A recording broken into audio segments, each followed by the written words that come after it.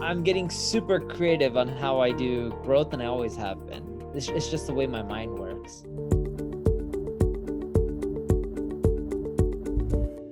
Before we get started, make sure you subscribe to this channel, and if you're on YouTube, click the alert notification.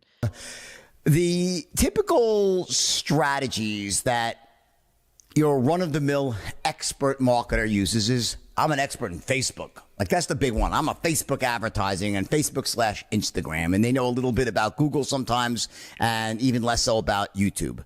But what about these other platforms now? Like you have TikTok and Snapchat and these other places that you can actually advertise. And this thing I keep seeing like Taboola or the display ads. What about all these other sources of traffic? Do you think that it makes sense nowadays to start putting some of your budget towards things like TikTok, Snapchat? And are there certain things that convert well on those platforms and things that don't convert well? What do you think about that? Sure. So if you have an app, like a product, most of the platforms convert really well for that. E-commerce works really well in TikTok and Snapchat, Pinterest. Taboola and Outbrain work really well for lead generation, courses. Reddit works well for a lot of different industries as well, other than e-commerce. So when you think about these platforms, and they work for B2B and B2C, and there's different platforms out there. Google and Facebook, of course, are the best because they drive you the most volume, and they're the easiest to scale. And when I talk about Google, I also include YouTube within Google, right? Just like Instagram is owned by Facebook. But there's an issue. They're expensive.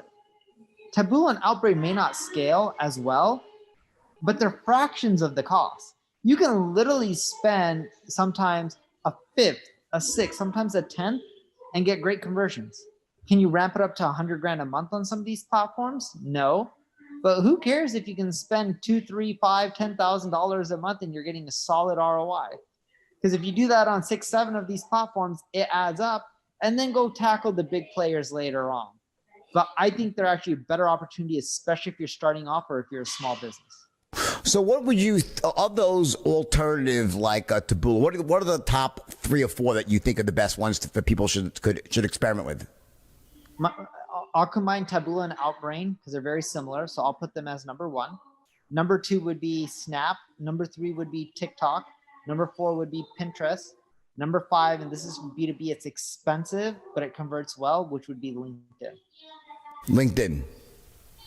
Okay. And do you, in terms of, do you think it's so you mentioned that, like, so with TikTok and it's more about it's good for e-commerce. There's certain offerings that are better on certain platforms. You recommended, like, for instance, B2B is more about LinkedIn. What would you say in terms of the others? Is it equally good B2B, B2C, or any industry specific recommendations? Snapchat and TikTok B2C, Pinterest B2C, Taboola, Outbrain, they work for both B2C and B2B. Taboola, Outbrain works for pretty much any industry. What do you think it is that separates a great marketer from an average marketer in the world of, like, the whole Facebook, Instagram, what we're talking about here?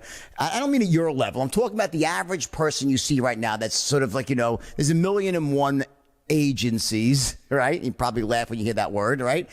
Because they just, a lot of one-man shops. But, I respect the entrepreneurial effort. What do you think it is that separates the good ones from the bad ones? Is it some of them ones that are more into the testing side of things? Or is it about the creatives they create? What do you think it really is that makes a good marketer or a good marketing agency?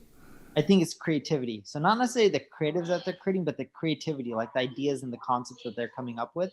Because right now, everything is saturated. We all have to go omni-channel, leverage all the channels out there to do well.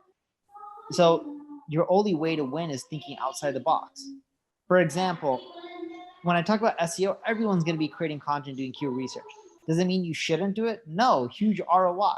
But if you want to really do well, you got to think outside the box. And here's an example of that. In my industry, if I wanted to bid on my traffic, it would cost me somewhere around $1.5 to $2 million a month just on ads, just for Google. Okay, that's a lot of money that would be burning each month. I can't afford that. That's a lot of cash. It would eat away at my margins. My business wouldn't be profitable. But on the flip side, I did things away like create a free tool and just give it away. right? And I was just like, if I take what people are charging for, give it away, I can get a lot of people. Just like those assessment tests when you're talking about sales. Everyone knows about those assessment tests. If, hey, would this be a good salesperson to hire? Creating those for free on your website and releasing them out there can get a lot of links. It can get a lot of traffic, a lot of rankings. And then that way, when you create the content, you're already going to have more eyeballs, more social followings, and you're going to do well. That's an example of creativity, or like upsells, downsells, or creating better funnels. All examples of creativity. And I think that's what it takes to do really well in marketing these days. So let's slow down for a second here, because that's an interesting perspective. I think that most people nowadays overlook this whole idea of organic traffic, SEO. Right.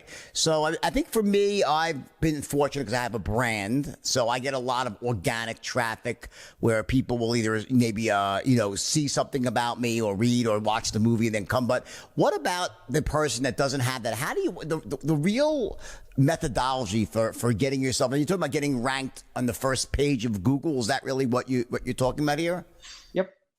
Okay. Right. So what is it really about? The fact that most people spend their days making video content, but video content isn't what gets you ranked high because it's not they can't crawl it. So you're saying turn it into a blog where the computers can actually read it. Is that what you're saying?